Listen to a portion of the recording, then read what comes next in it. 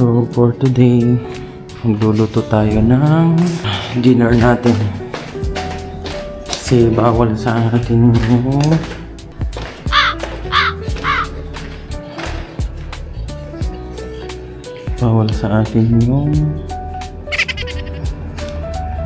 chicken.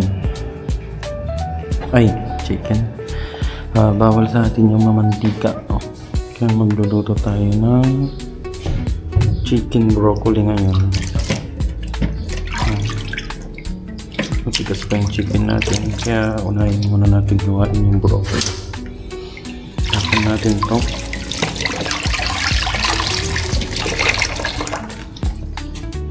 Saka natin itong chopping board na luma. Ugasan natin. Ayan.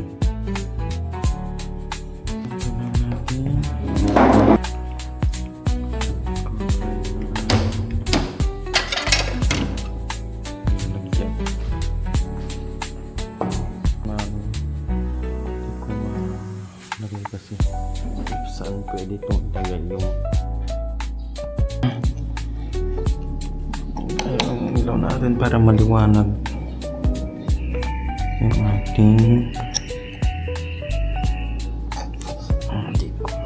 ating vlog.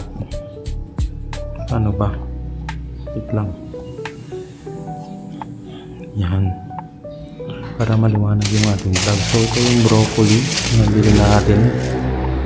Paano ba lutuin to? Dapat chicken broccoli, beef sana, kaso wala akong nabiling beef kaya chicken broccoli na lang.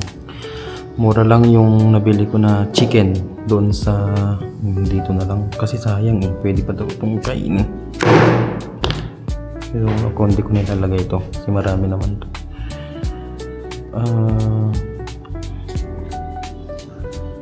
Yung nabili ko na broccoli is 100, 1 kilo.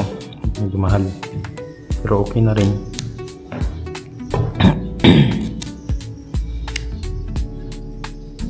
Tapos yung chicken is kalahating kilo, yung frozen sa Osave is 75 pesos. So 175 yung gastos, pero marami-rami na to. So marami na pala yung isang kumpul nito.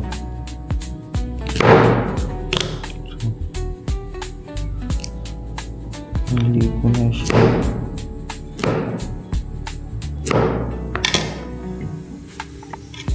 natin ko pa ito kasi masyadong malaki. Okay na, ako lang naman kakain kaya okay na to. Hatiin ko lang ng ganyan kasi ako lang naman kakain. Mas gusto ko yung mga ganyan may malaki. So ito pwede natin tong balatan, pwede daw balatan to tapos ihalo, ilagay. So, pwede namang huwag nyo nang ilagay kung medyo maarte kayo. Ako kasi lalagay ko pa rin. Okay lang naman sa akin.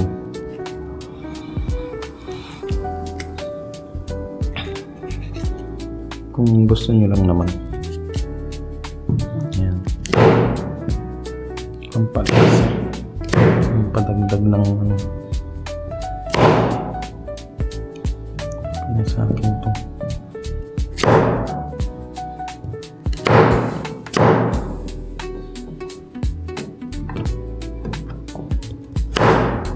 Yan.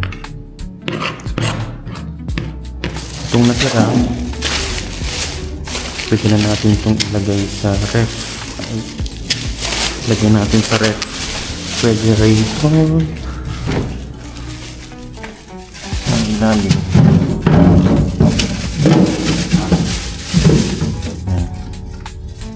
Sorry, walang laman yung ref. Then kukuha tayo ng sibuyas. Ay, yun palang nakalimutan ko. Bawang. Wangbang. Ano? Kalimutan ko yung wangbang. Hindi tayo nakabili ng bawang. So maghahanap tayo dito. Pagpasensyahan nyo na itong makalat.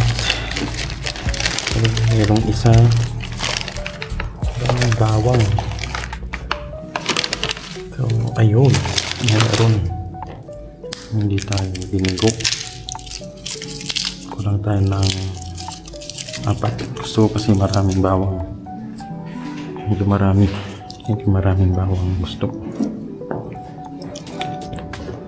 Nakikita nyo ba? Yan. Ano tayo nalagyan? Para naman steak.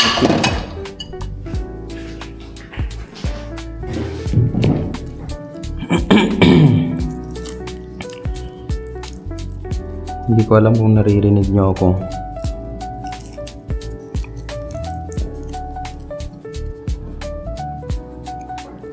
Yan. Tapos pasensya na. Hindi ko na hinugasan ng chopping board kasi malinis naman, pinaghatian naman ng gulay at maghahalo din lang naman yung gulay mamaya dyan. Yan, and our onion. Ito lang yung isa lang, yung maliit. Yung sa napanood ko kasi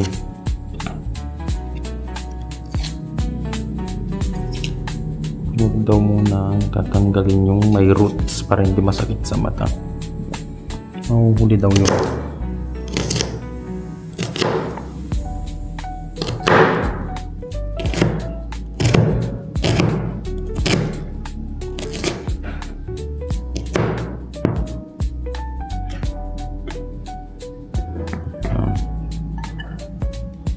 Okay.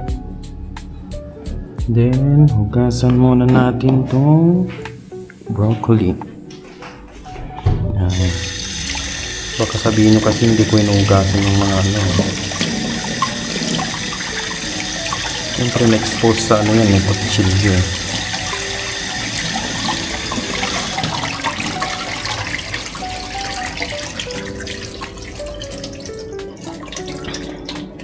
Yan, hindi muna natin ito.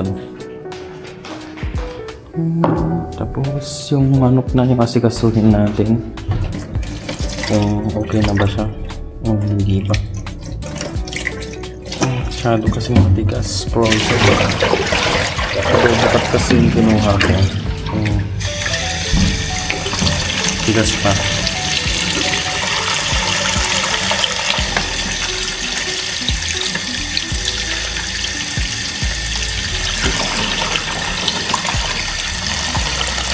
Yan, nakuha na tayo.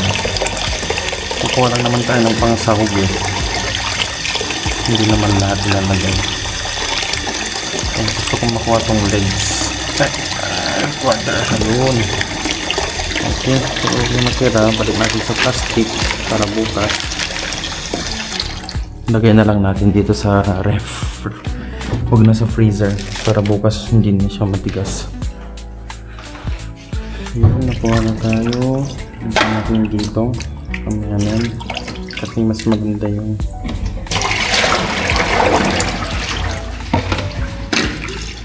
start natin sa ano, ng tubig. Para hindi naman magmukhang dugyot, hugasan natin ulit ito.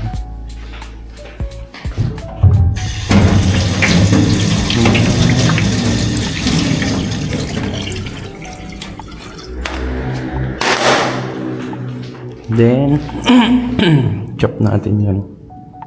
Chop lang natin sa sakto lang. Habang matigas pa, mas magandang ikat. Wala tayong wala tayong malaking kutsilyo.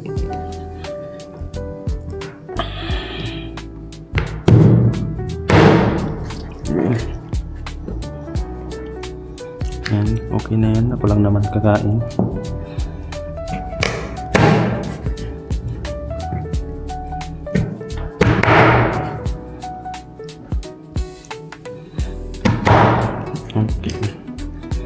ganyan na siya kaliliit. Hugasan natin ulit.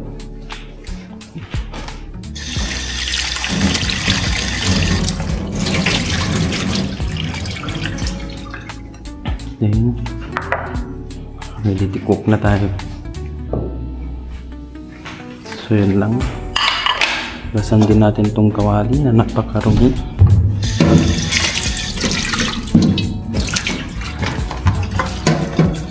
Sorry guys kung marumi yung kawali.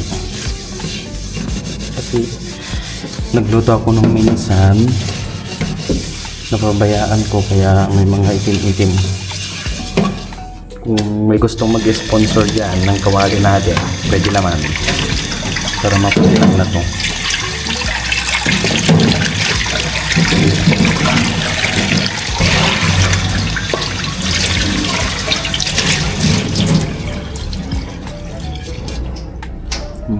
Okay na yan. Okay na ito. Yan. Mix. Wala doon.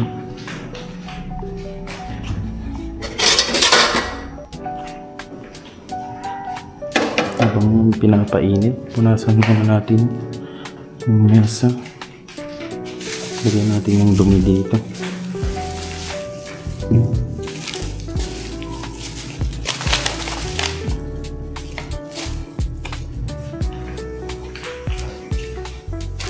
lang. Tayo ng tissue. Nabili tayong tissue, maraming tissue dito.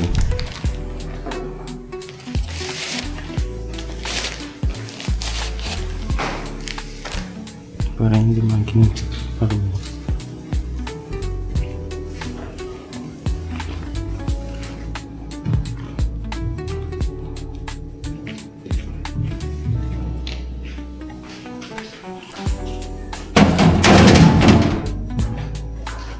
Okay na. Yung mantika natin galing sa Wilkins. Ang marumi. Kasama natin.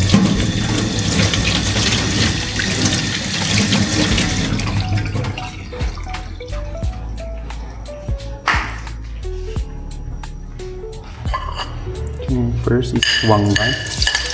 Lagyan natin yung bawang. Ang ginagawa ko sa bawang ay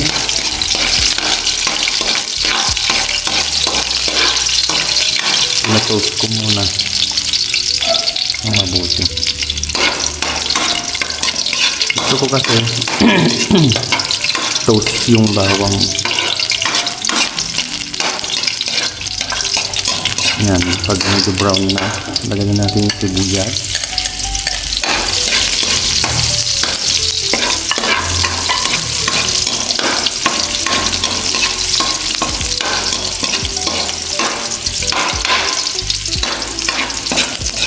Haluin lang natin ng konti. Wala tayong pot holder, kaya ito na lang yung ginupit ko kurtina. Pag okay na, lagyan na natin itong chicken.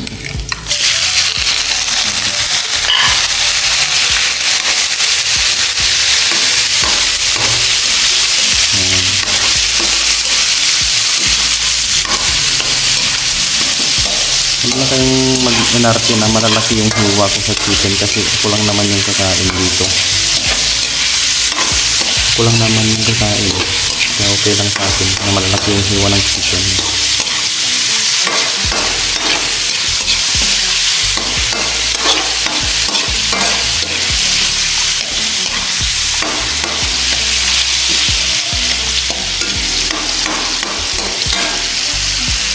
Tikman muna natin ng mga 5 minutes. Or 5 minutes, 2 minutes. Muna muna tayo syempre. Huwag ka na malamig na tubig.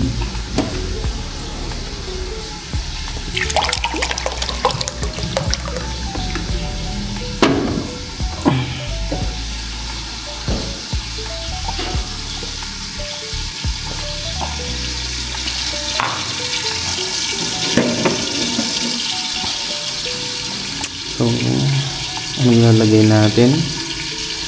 Wala, yun lang.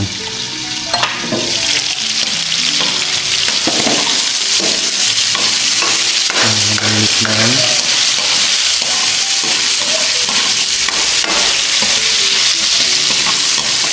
So, pwede na natin lagyan ng tubig. Galing sa nawasa. So, isang mangkok ng tubig.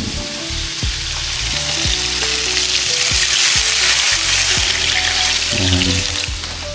Parang madami pero konti lang yun. After natin ilagay, natin yung pampalasa, chicken nor cubes.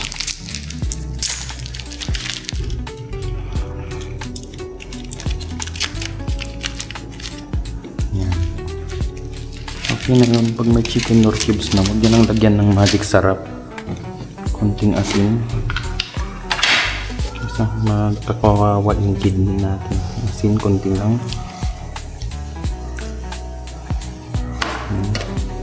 Yan, pakuluan natin ng 10 minutes. Yan. Okay, pwede na to. Kasi kumunti na yung sabaw. Lalagyan natin tong ating broccoli. Yan. So parang kukunti yung sabaw natin dito, guys. Mga pare ko eh. Parang hindi aabot sa natin. Pag pinakuluan, lagyan natin ng konti. Kuha tayo ng konti. Kalahating baso. Para hindi lang para maluto lang yung ating broccoli. Siyempre, titikman natin yan. Wala namang kalasa-lasa.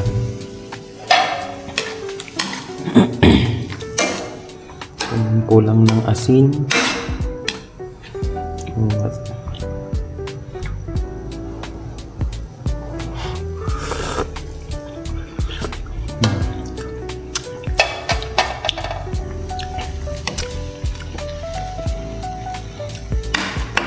Okay na sa akin yung lasa niya.